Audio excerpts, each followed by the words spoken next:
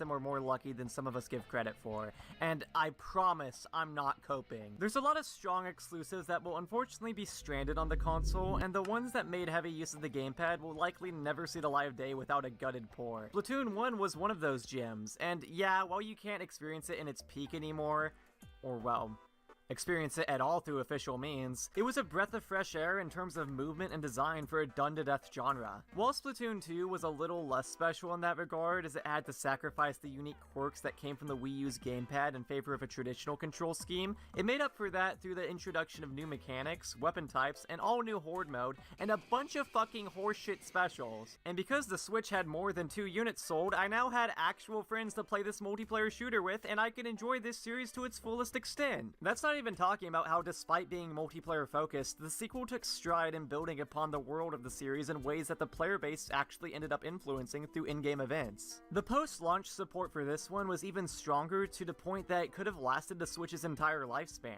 There are more weapons in this game than there are residents in Alaska, and that's not even covering Octo Expansion, which I've talked about before, a great DLC expansion. But even then, I can acknowledge that there are a lot of changes you just can't feasibly make with a couple of updates alone. So for the latter portion of the console's runtime, we'd be provided with an unexpected new chapter. Splatoon 3's announcement came as a surprise to anyone with common sense because, well, we thought Splatoon 2 would last through the rest of the console generation. I mean, heck, I remember when that game came out, there were folks wondering if that was a necessary sequel despite it being on a whole new system. But I was still very open to the idea of a new Splatoon game because I think it was a good opportunity to get a fresh start. I'd made a lot of good memories with the series thus far, and there was still a lot of brand new stuff to experience. I had a lot more friends I could play with now. I never got that into the competitive side, so I could dip my toes into that. What new story could be told? Will the online be good? Like that's ever gonna happen. For a true last outing for the generation, Splatoon 3 was shaping up to be the ultimate culmination of everything the series has been building towards till that point, and would certainly prove its worth.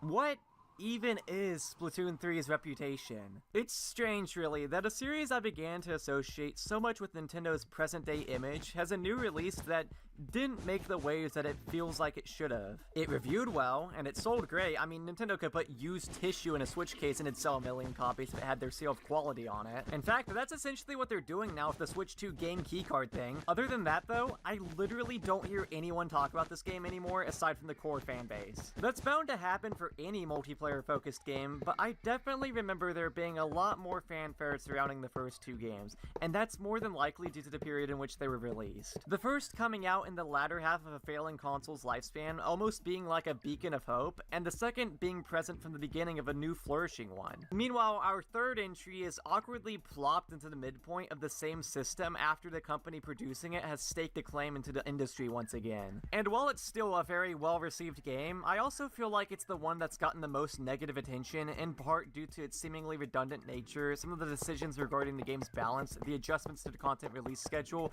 among numerous other points of contention. As someone who grew up alongside this series during my early teens, this game had a lot to live up to, and it's probably been the last thing Nintendo released that I earnestly cared about. It's an incredibly interesting mix of everything the devs have learned, alongside the worst aspects of the company these days, and it's just a freaking weird mixed package that I haven't been able to settle my feelings on.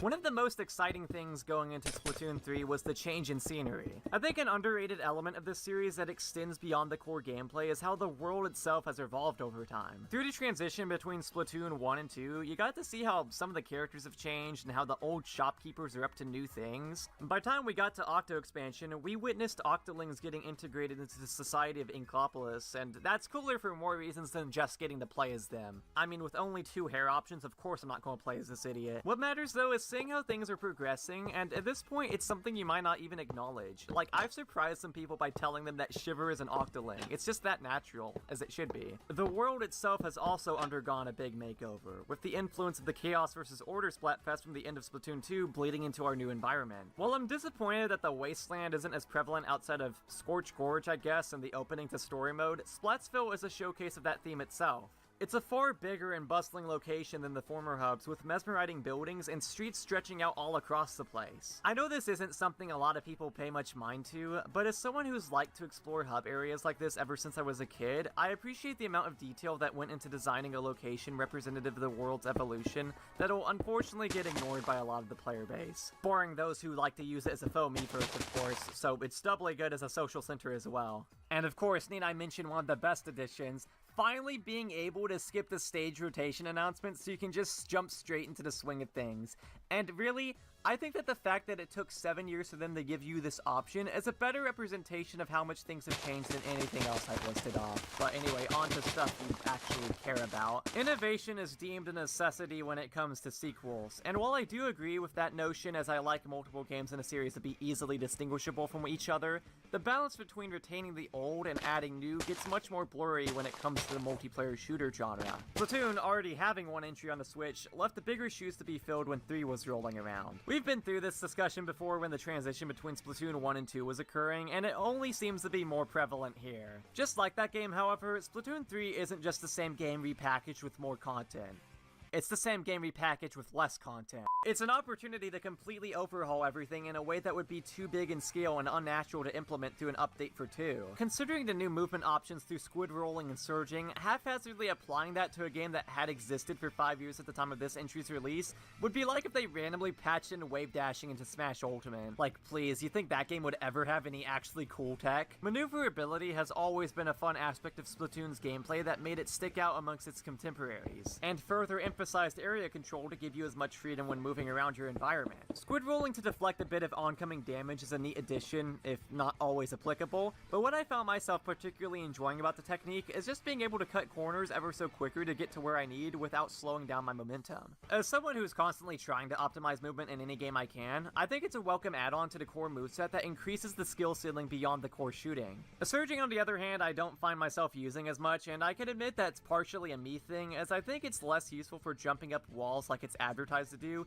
and more helpful to keep your position on a wall without sliding down. More importantly though, you can now play Pong in the lobby. The effectiveness of those two abilities are also closely tied to the bloom on applicable weapons. All 3 of these are affected by the new equipment ability Action Up. If you're playing a weapon with a lot of bloom, you're also going to have to pump your gear with this good stuff, because the more you have, the less the bloom expands when you jump. To someone unaware of this shooter lingo, this essentially patches up the weakness of weapons that suffer from poor jump accuracies, such as the range blaster. What was once a cool weapon that also had a mind of its own when you weren't planted on the ground is now really fucking annoying in tower control. As for the weapon selection, that's where things get a lot more hit and miss. The Stringer, being the poster child for all that was new on offer, it came under a lot of scrutiny due to its playstyle. The Tri-Stringer, at least, is supposed to serve as an anchor, much like the Charger and Splatlings, with a stronger focus on area denial, further emphasized by its Toxic Mist and Killer Whale. It's essentially a brand new chat command that screams, "Stop playing tower control." I bring up the tower because that thing is a giant beacon asking to get flooded with all the shit Tri-Stringer can throw at it, otherwise the thing is kinda difficult to understand how to utilize properly. I mean, let's face it, if you can't paint well or defend yourself in a one-on-one, then the casual player base is more than likely going to write you off. Not helping is that this class only has 2 other archetypes, one of which being the later added Wellstring, which I see being used far more often in comparison due to its higher projectile count, and the V-Flex, which was available at launch, trading off the exploding projectiles in favor of being able to hold its charge when you go into squid form, and therefore serving as a more offensive variant.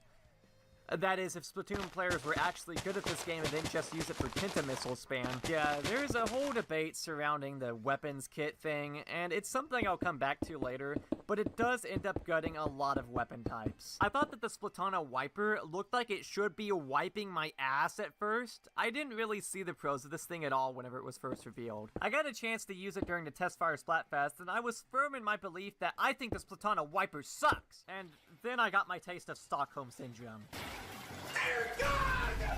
In my old retrospective, I stated that the L3 nozzle nose was my favorite weapon in 2, so it might be surprising to learn that I don't really gaff about it anymore. Keep in mind, whenever I said that, I was still pretty casual. This is the first game in the series where I genuinely grinded ranked and learned how to play as well as someone with roughly 200 hours could. And the Wiper was my gateway. What it lacks in raw damage, it makes up for in maneuverability. Funny thing to mention, this thing didn't used to paint a straight line with its horizontal strings, just little awkward droplets. It quickly got a buff to where both the horizontal and vertical swings paint clean lines, not only letting you get around much quicker, but also greatly improving its paint output. It gives it a fun skirmisher playstyle where, while it may not be as effective in head-on battles as, say, a shooter, it's just as easy to get into a fight as it is to escape from one. But let's not kid ourselves. I don't like this thing for its utility. I like it for its dumb shit. I swear if we lose now. No, just get on the tower and then overtime will be over. Easier said than done. They're pushing us back. Fuck up! I got him! We got it. We scored a cliff, I'm boys. literally about to hit a cliff. I literally hit a cliff. I Hey, killed... Tyler, can you just get better shoes?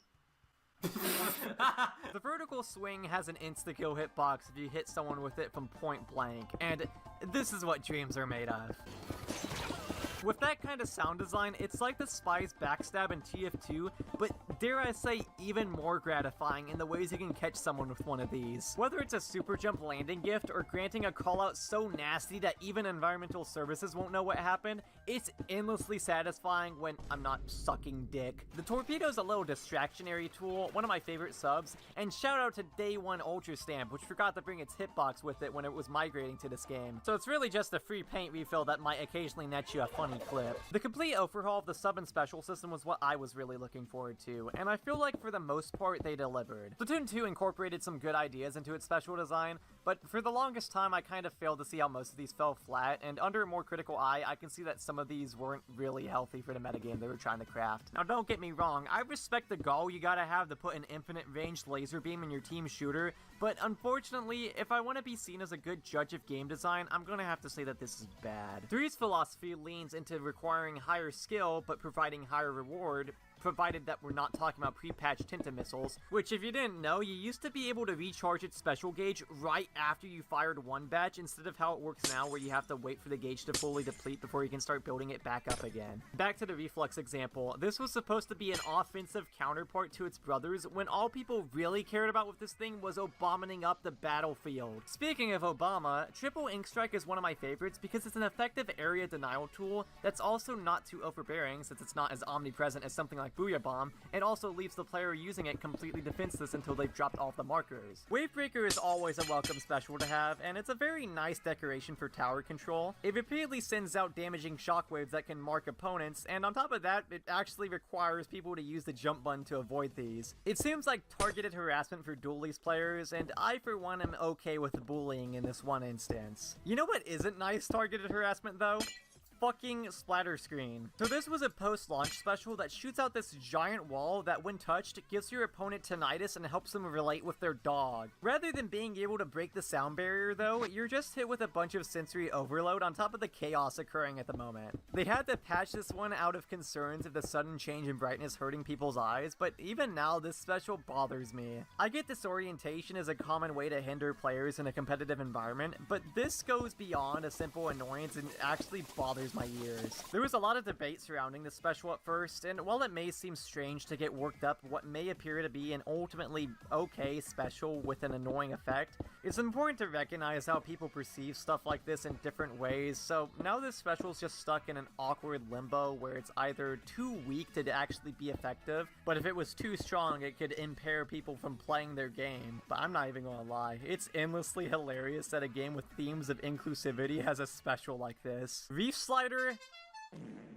Man, I hate this bitch, and I don't really use it myself because I don't play weapons with it equipped. I have the misfortune of being on the receiving end of it. It's like a better Splashdown from 2, a notoriously ass panic button special that has a lot more range and safer applications in battle due to being able to launch itself out of nowhere and onto, say, a splat zone, immediately claiming it under some circumstances. If there's one great thing about it though, the name sounds like something Vector from Despicable Me would invent, so anytime one of my friends uses it, we get to go, Slider, oh yeah! However, I'm more of a fan of Zipcaster, oh yeah! I initially mistook this for a new sub-weapon, which now that I think about it, that would be really busted, but no, this is in fact a special. It's certainly not as devastating as other specials can be in the right hands, because it's not something you deploy, or a big weapon you bust out for a few seconds.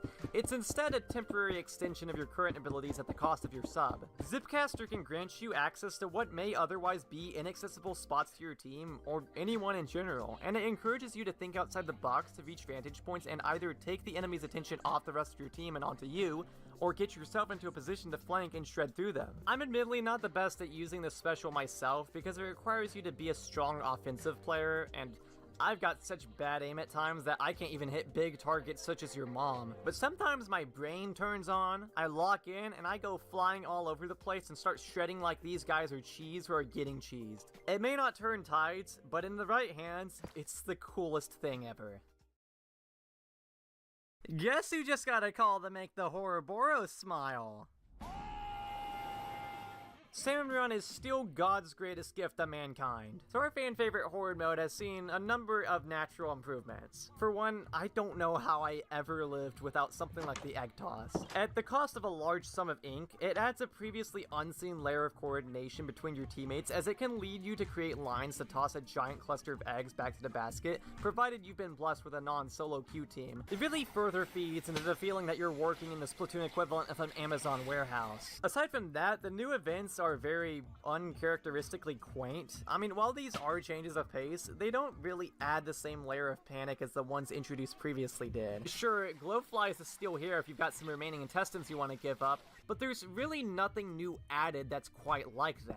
Though that is made up for in a number of ways. What's actually noteworthy is the brand new Executive VP rank, which lies beyond the former highest rank of Professional. This is genuinely really hard to achieve if you have a job. I feel like Professional was manageable if you were of a moderate skill level, but when you start climbing towards Executive on the other hand, they start spreading their cheeks and filling yours with salmon up the wazoo. You thought Flyfish was bad? I mean, he is, but try having more than one big shot on the field at once. This is the type of nonsense that puts Bowser in the sky to great shame. I mean, aside from that, the rest of the new bosses like Slammin' are essentially free eggs, and Flipper Flopper is just casually approaching your base. It's like he's trying to deliver them to you. Managing to survive the murderous onslaught of fish can grant you with a potential bonus round against the sweet horrors beyond our comprehension. The King Salmonids require some crazy coordination to beat, and I can only count the amount I've defeated on one hand, but I greatly appreciate the challenge. So you have a little under 2 minutes to kill this insane boss that can't be beaten with brute force alone. The whole team has to cover some ground and destroy other boss Salmonids in order to gather their eggs and fire it back towards the king to deal extra damage. My only real issue with the King Salmonids, aside from there only being one for several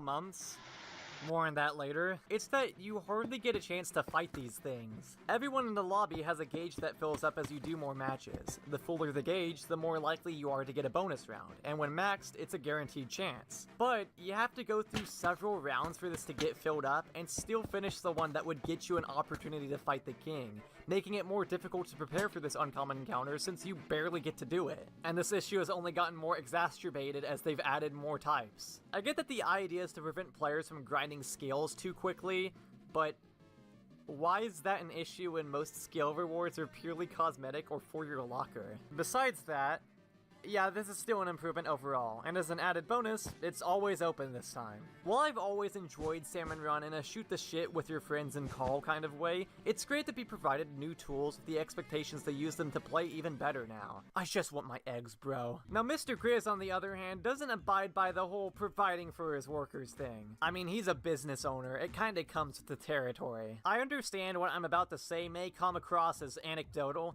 but am I really that crazy when I say that the Salmon Run loadouts are consistently ass in this game? It's to be expected with a random nature like this that you'd occasionally get some bad weapons, but this is a constant thing. Speaking of Grizz, even though his loadouts are trash, he's considerably less rude than before. Like, me and my friends were pointing this out day one, that he lathers more praise on the player than he did in 2, like they twinkified him or something. It's sort of like how Visetti in Animal Crossing got fired for making children cry because they didn't save their game. We're just not allowed to have mean characters anymore. Although apparently this is more in line with Grizz's demeanor in Splatoon 2's Japanese version. Which I do believe that, but I always like to see this as maybe Grizz did have a change of heart, and despite still being obsessed with taking eggs from a species that probably can't speak, He's actually a good-hearted boss deep down against my better judgment.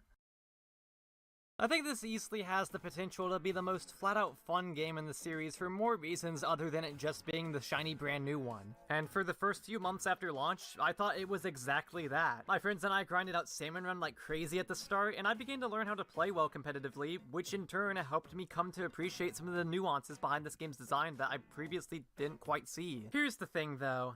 We might be forgetting who made this game. You may remember that Splatoon is kind of the Oppenheimer of Nintendo's finish it later approach. You are now watching the meat. I low-key get embarrassed from even using that phrase, but for those of you living under the world's largest rock, it's Nintendo's common practice with their multiplayer games. Basically, these games have barely any content at launch and gradually get more stuff added to them over the course of a year at best. It really needs no further introduction and discussion beyond that, and obviously I think it fails at helping these lackluster games retain any relevance. With that said, Splatoon always handled it the best out of all of Nintendo's games, because that's how content release systems are commonly handled with team shooters. Though I find it insane that Splatoon 1 didn't even have a ranked mode at launch. Can you believe that? But that game had the benefit of being completely brand new. And being on a console with no games, it was definitely lacking, but it did quickly start getting update after update and maintained its freshness. Splatoon 2 had a much more solid launch in comparison and still added plenty of new weapons, new subs and specials, maps, and even a new rank and ranked mode in the form of Clan Blitz. It's not unfair to expect that Splatoon 3 should have a similar level of content at launch and receive updates just as the previous two did. But this time, it was handled differently. The first two games released their updates over the course of a year for the first game and almost 2 for the second, with something being added in every month, with some exceptions as time went on. 3 on the other hand trashed that schedule and introduces a seasonal structure. During each quarter of a year, a new catalog is provided that you can level up by participating in battles and nets you new gear or random junk to throw in your locker that'll make your friends question your mental stability. Now, if you've played an online multiplayer game in the past several years, you might be running a lemonade stand right now because it sounds like the dreaded Battle Pass has wormed its way into a Nintendo game. Difference is that here it's free, as it should be with a $60 game. Not something I should have to praise the company for giving us, but you know, I have like no faith in this industry at this point. Issue is that the rest of the new content was also released alongside each season. And only the new seasons. The idea is to provide fewer updates that were bigger in scope, which on paper I'm not against at all. But I don't believe they succeeded with that goal whatsoever. The game came out in early September of 2022, and its first content-related update, being Chill Season 2022, was December 1st of the same year. So after almost 3 months of this game being out, the fatigue had to be setting in for a lot of the more casual player base, and maybe even the competitive side as well. You've been grinding the same handful of maps and fighting so many sloshing machines online that it's about time we get some new stuff to shake things up. This update brought 3 new weapons and 10 new kits for existing ones, as well as 2 new stages. In terms of things that you can interact with, that's really about it. If you were like me and mainly cared about booting this game up to get in some splat zones or tower control, because we all know I'd sacrifice my firstborn if it meant never playing Rainmaker again, this is what the game was hinging on to freshen itself up until March of 2023.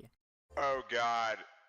Oh no. Okay, so that brought 11 more weapon kits, and another 2 maps. June was 2 new weapon types, 9 variants, and hey, would you look at that? My main finally got a new kit, and it only took 9 months! September 2023, on the verge of this game's anniversary, 2 weapon types, 8 variants, and one of those is finally getting the second kit for the Tri-Stringer. We're eating good tonight, fellas. Like, I'm sorry, was it that bad before? This persisted until June of 2024, which was the last season to bring new weapons or stages. From what I've gathered, and correct me if I miscounted, this ended with 73 new weapons, both new and alternative kits, 12 stages, not all of which were original by the way, and there were 2 new King Salmonids in Salmon Run along with new maps for that mode, and even the Big Run events. That was all released over the course of a little less than 2 years or so.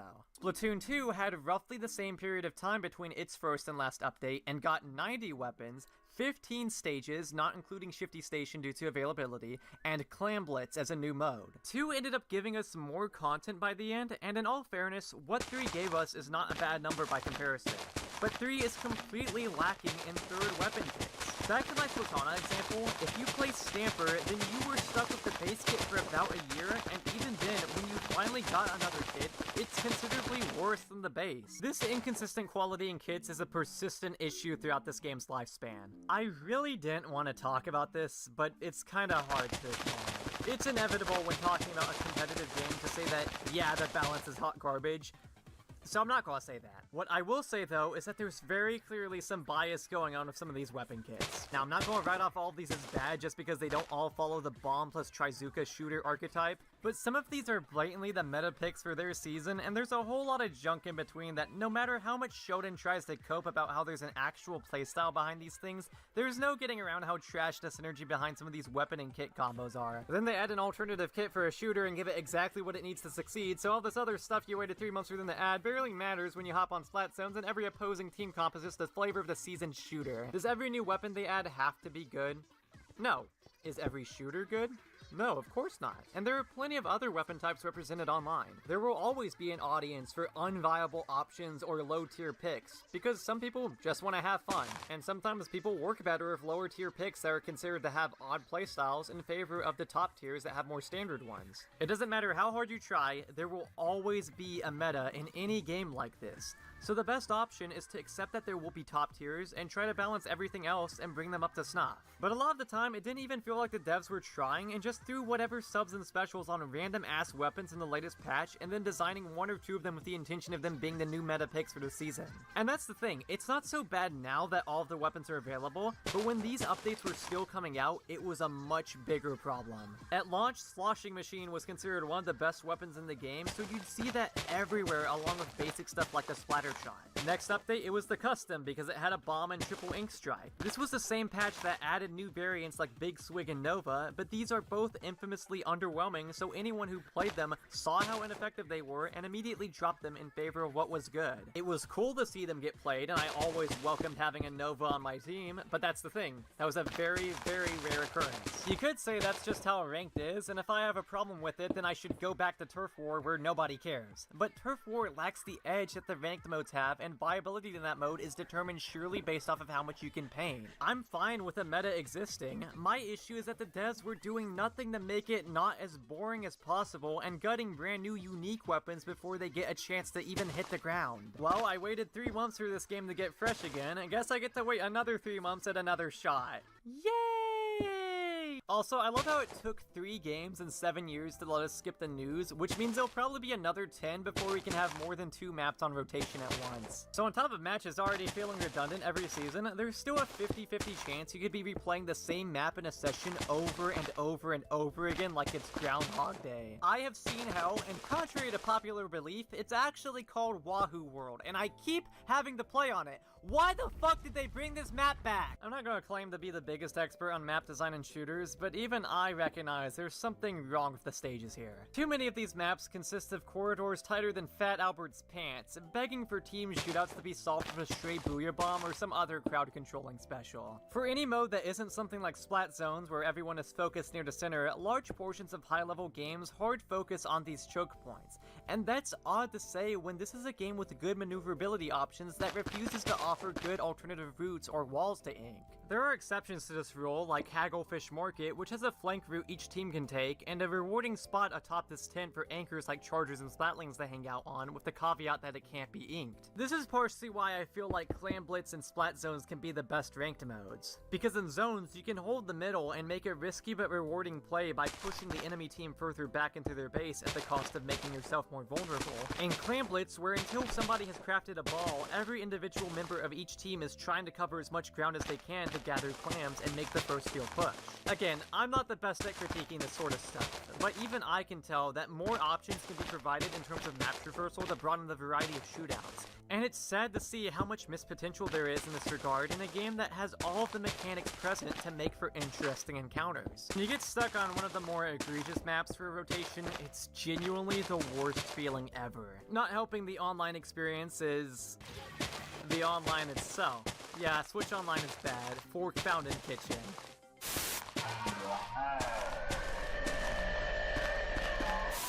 Don't know if I'm crazy though, but from my experience, and well, from a lot of others as well, Splatoon 3 probably suffers the worst from Nintendo's online infrastructure. Connection issues run rampant in this game, even in comparison to the other two, and infamous cases like Smash Bros. It's genuinely a divine sign that God loves you if you can survive one session without some sort of disconnect, whether it's you or an opponent. I deadass had a disconnect on my very first game, and then the game has the gall to say, "Whew, so that's what battles are like." It was trying to warn me. And for your information, I typically don't have connection issues with games, and most of this footage you're seeing here is me playing with an Ethernet adapter plugged in. I come from Elite Smash. I know this song and dance well. Well, I don't know, it's not that bad for me. Well, that's good for you, but it's not that bad. It's not that bad, man. No,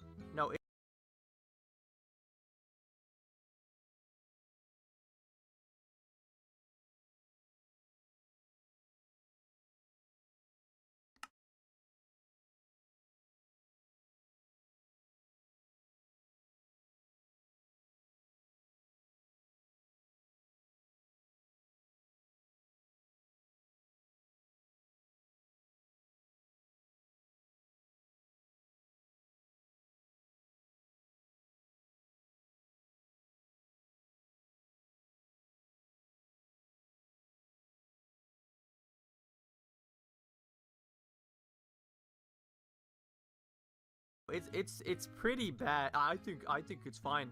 Maybe you should check your connection. Okay, but people have actually looked into Nintendo's Wi-Fi services, and reports show they're objectively bad. Works okay for me, though. I guess I don't need to tell you at this point, but Nintendo Switch Online, and especially whatever meat grinder this game got tossed in, is completely indefensible. This is worse than usual, and it's honestly kind of insulting that they still sell this as a feature when really it's just a privilege. Like how owning a dilapidated home is a privilege. Except the rent used to be free. Oh, and also something that's really funny is that both League and X-Rank, things in Splatoon 2, weren't in 3 at launch. Okay, I guess it's not really a big deal since Anarchy Open is this game's equivalent to League, and the actual League has turned into this clown baby mode that nobody cares about. And X-Rank, which I got to play for the first time in this game, is actually pretty...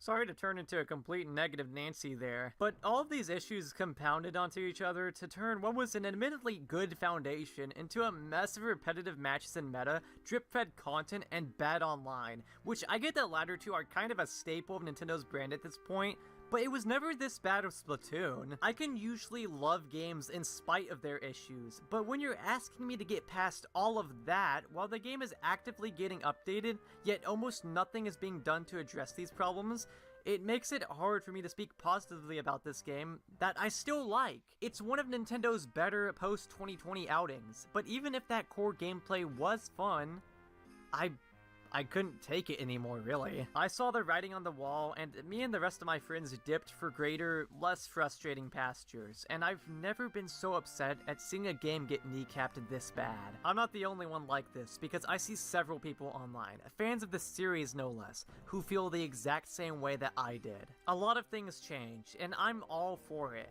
but some of it was for the worse, and some of these growing pains are too painful to be put up with. So Splatoon 3 kinda sat in limbo for me for a long time, and no amount of the 18 billion Splatfests they did were enough to bring me back. I'm not writing for Big Man that bad. And obviously Shiver was gonna win most of them anyways, surely because people agreed with her correct and insightful opinions on each matter. Every now and then I had to forcefully boot it up for some footage or when the DLC came out, but those were short blips that really didn't do anything to change my mood on this game for the longest time. I always had plans to make a video on this game since I've talked about the others already, but the passion to actually work on this, even if I had some strong feelings to express, wasn't there.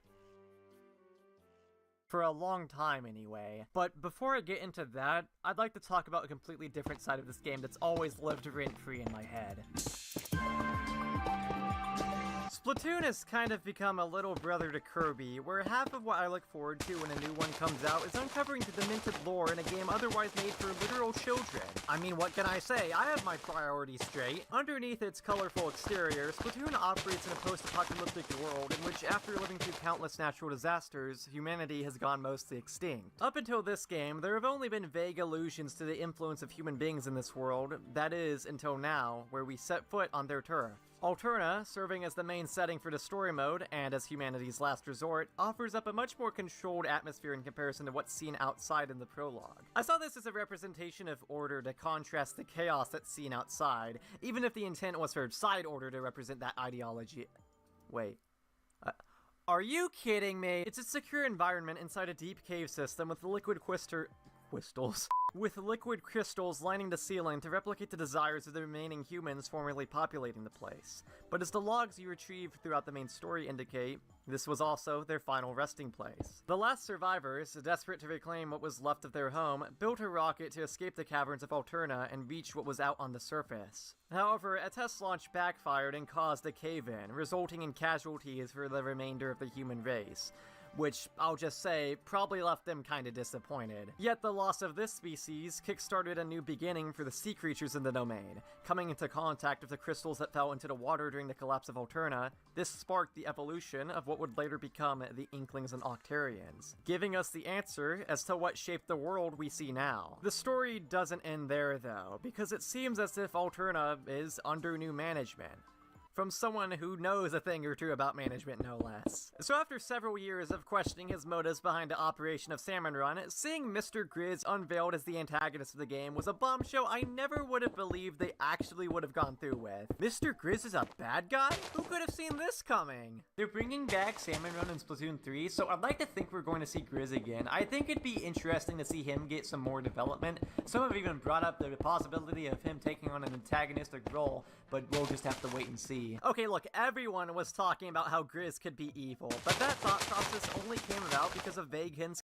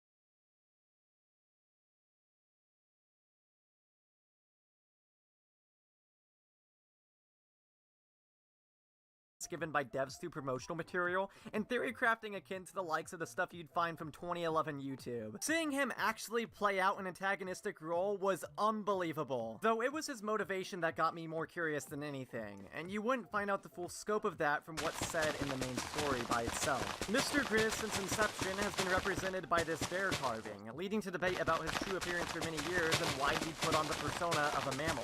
To the shock of everyone, it turns out that he really was a bear the whole time. As a last resort by the people of Alterna, the remaining animals were placed on a spaceship known as the Arc Polaris and sent into space in hopes of coming across a new planet to inhabit. The ship never made it though, and ran out of fuel before it could return home, drifting in space for thousands of years until it was eventually pulled back into the Earth's gravitational pull. A lone bear, labeled Bear 3, a very badass name, survived the ensuing crash and woke up from cryosleep to find the planet had completely changed following the evolution of the sea creatures. And worst of all, there were no other mammals to be found. Finding his way back to Alterna, Bear 3 had gained intelligence throughout his cryosleep and began experimenting with the crystals shown about the cavern, creating a substance known as fuzzy ooze that had the power to turn any creature into a mammal. In order to create more though, he needed another power source in the form of golden eggs, and founded Grizzco and adopted the name of Mr. Grizz, under the guise of this being a normal harvesting job, when really it was an elaborate scheme that would end in blasting the rocket full of the ooze into space, blowing it up, and covering the whole planet in the ooze. In his eyes, restoring balance back in favor of the mammals, when really he's just doing the Splatoon equivalent of whitewashing the entire planet. It's a plot twist 5 years in the making, and as fucked up as it is, I don't love this twist just because it's shocking or exciting to see a character you've known having been working against you this entire time. Even before I learned of the full story, there was something melancholic about this whole final sequence that I couldn't quite put my finger on, and it only became more somber as the pieces started to come together. Grizz is the last of his kind, and in that loneliness and disillusion that came from seeing a monumental shift in nature, thought that the answer to solve that was by forcefully submitting the new generation into fitting what's essentially a false recreation of the old one. Failing to realize that it's not like he was unwanted here. The whole series has been building up to this point where everyone now has a place in society. We've got a manta ray running the news, and even DJ Octavio's chill and doesn't make it his whole personality. I know he's literally a CEO, but everyone would have still accepted Mr. Grizz for who he is if he just stopped giving us such bad weapon loadouts. Time is not kind to our world, and some will not survive the passage of it. Humanity died out due to this, and their failed attempts to recapture their old life. But something new came about in its wake. So is it right to not let go of the past when it comes at the expense of the future? A future made up of people who are happy living just the way they are? Mr. Grizz is probably one of my favorite Nintendo villains. He's always been a funny yet intimidating figure, but this new somber and thematically cohesive angle to his character has cemented him as a truly great antagonist that I unfortunately don't see much discussion of online. Perhaps that's due to the primary talking points of a game like this not being the story mode, because let's face it, nobody buys these games for that. I, though, will always appreciate that level of thought put into storytelling no matter what game. And they thought ahead, too. The Ruins of Arc Polaris is a stage in Splatoon 2's Salmon Run. Not in this game for some reason, though, which I imagine might be because it's a little traumatic for Grizz to look back on. But yeah, cool-ass villain. And while I have no idea where they could possibly go from here if a fourth game happens, which, like, obviously it will, all I can say is that Little Judd has big shoes to fill in more ways than one. Oh yeah, the rest of story mode's fine. It's better than the other two, but not as good as Octo Expansion. It's more like a diet version of that, even including a really long, intense final level that actually is quite fun. And I know people make fun of Splatoon music all the time because I'm gurgling piss, but damn, that rocket theme is so...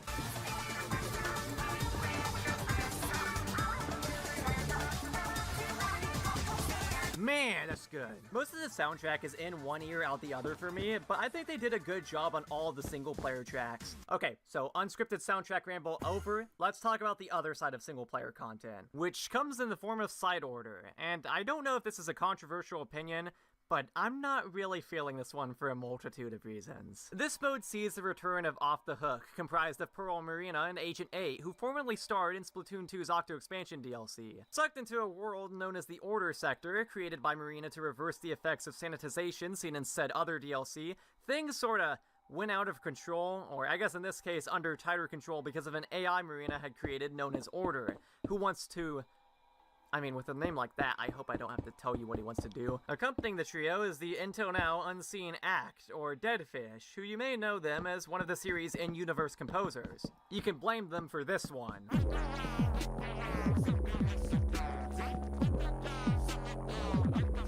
Together, the group, and by that I mainly mean Ape, and Pearl's there too, I guess, are tasked with climbing the ever-changing tower and confronting Order at the top. So this is a roguelite mode where you pick a weapon, or in this case pallet, and ascend the tower in hopes of reaching the peak. You can choose between multiple objectives between each floor, with each one granting a different color chip that gives you a statistical bonus you keep for the rest of the run, including ink efficiency, damage multipliers, different subs and specials for Pearl to use with her drone to back you up, and even stuff like piercing or homing shots.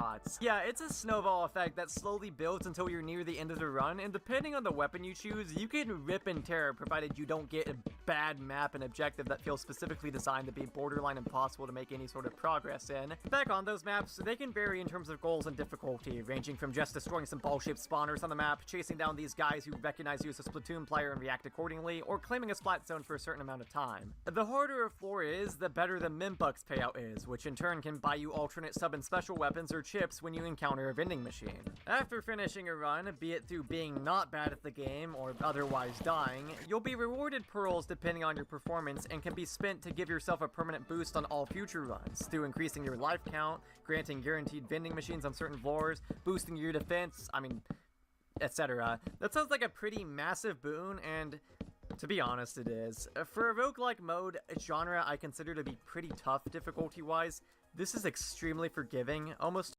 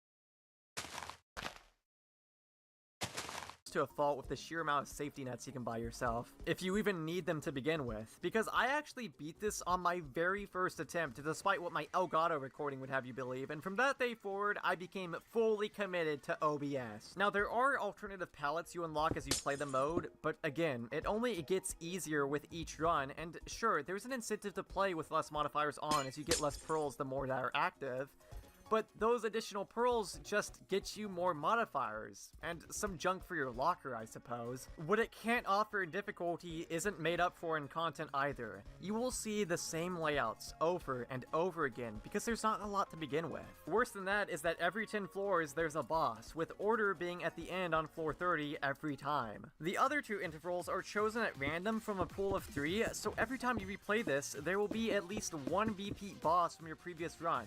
And that's ignoring that Order is a repeat boss himself. I like these bosses, don't get me wrong, especially with how quickly you can shred through Rondo and the parallel cannon, with the soundtrack backing it, accentuating the frantic scramble between you and the army of clones. There's only so many times I can bounce this ball though before it gets old. I mean, I would have taken Dark Big Man. I mean, I want to play more Mario Sunshine, dude. And like I said, every final battle is against Order, which even with different weapons, I feel like the fight plays out the exact same every time. And in order to...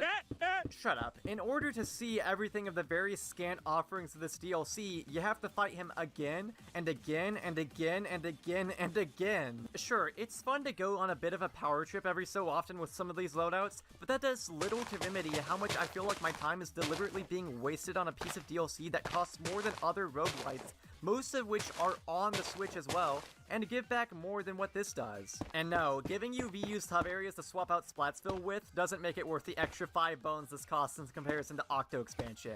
I didn't touch on it because frankly I didn't care to, but the main game worked off of the formula Octo Expansion established, albeit with a slightly lower difficulty as to not alienate its more casual audience. It's not the greatest thing in the world, and I have no intention on going back and replaying it, but while I respect the intent to try and do something cool and new with the game's mechanics, I feel like in comparison to the main story, they didn't go to full mile with it. If you're going to make a mode that hinges on random events and replayability, give me enough to where I don't feel like I've seen everything by the time I've done a third of the pallets you want me to clear. There is one interesting wrench thrown in by the end when you get 8's pallet. It's a normal octo shot with the catch that the more of Marina's hacks you have active, the less room there is to fit in chips. It's a cool restriction to work around, and you have to determine what hacks you can get by without for the sake of making this admittedly sluggish and not good weapon into something workable. But that's only one part in an otherwise disappointingly shallow DLC. And there's a reason I haven't really touched on anything story-wise, because I don't have anything to say. Sorry, but Off the Hook was a little more fleshed out in an Octo Expansion, and by now there's not a whole lot you can do with these two. If you like seeing the snow and the snowplow again because you're a hyper fan who just loves seeing these two, then more power to you, but that's not really my thing. And no amount of flavor text will change my mind. Same applies to Act, unfortunately, who's really cool to see in the flesh, but let's be honest, this is fan service. I like them and all, show personality, and I'd rather have them here than not, but there's hardly any attention given to them aside from these extra messages you get upon clearing all of the pallets that detail their relation with Marina. Needless to say, I was let down by Side Order in numerous ways, but a lot of other people like it and got more out of it than I did. So I get it. Not everything's for me, and not every facet of this game's story has to be a horrific revelation that shakes up the core of this world I care about for some reason. But I don't think the impact it left will be felt as much as the likes of Octo Expansion even now, and in a time where I was still upset about the state of the game, this didn't do anything to alleviate my irks with it. Allergies got you trying every trick? Zyrtec works fast and lasts 24 hours.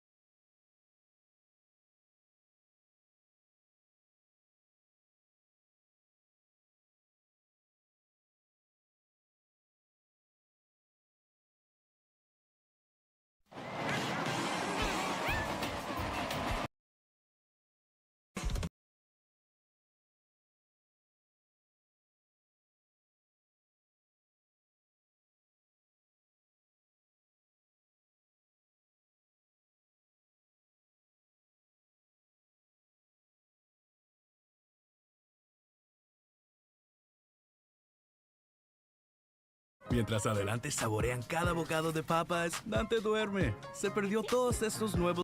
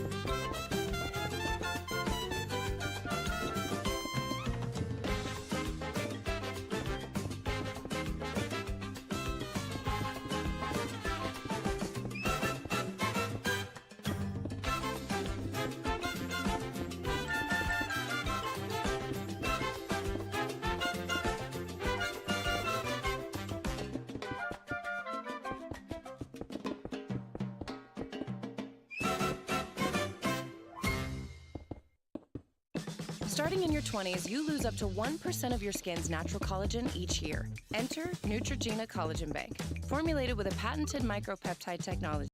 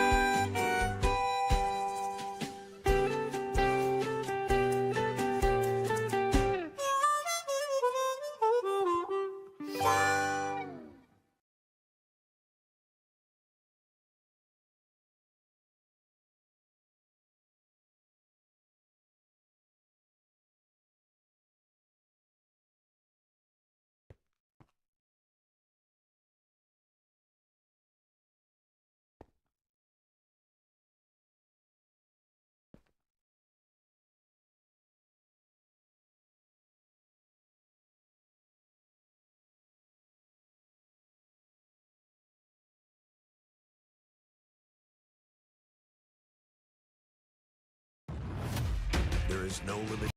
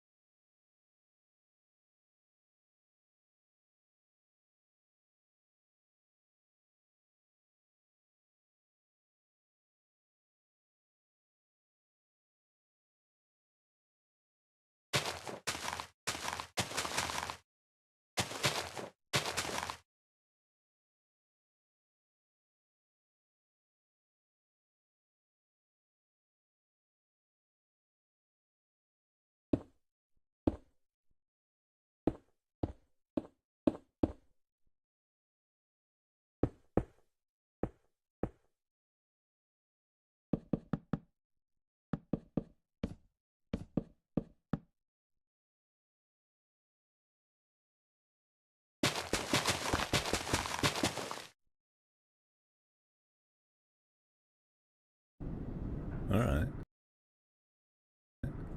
So.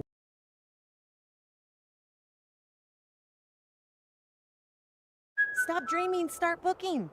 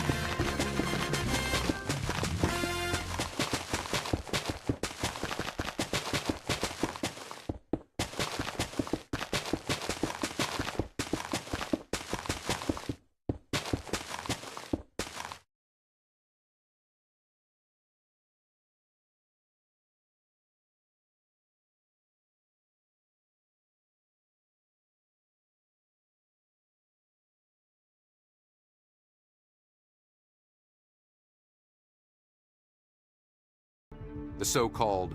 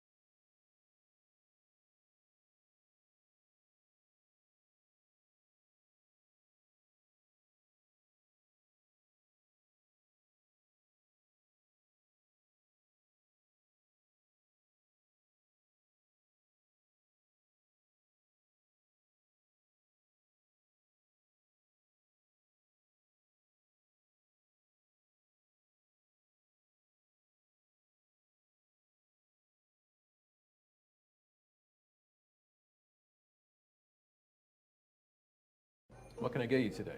I don't know. Why is it so hard to find a job where I can help people?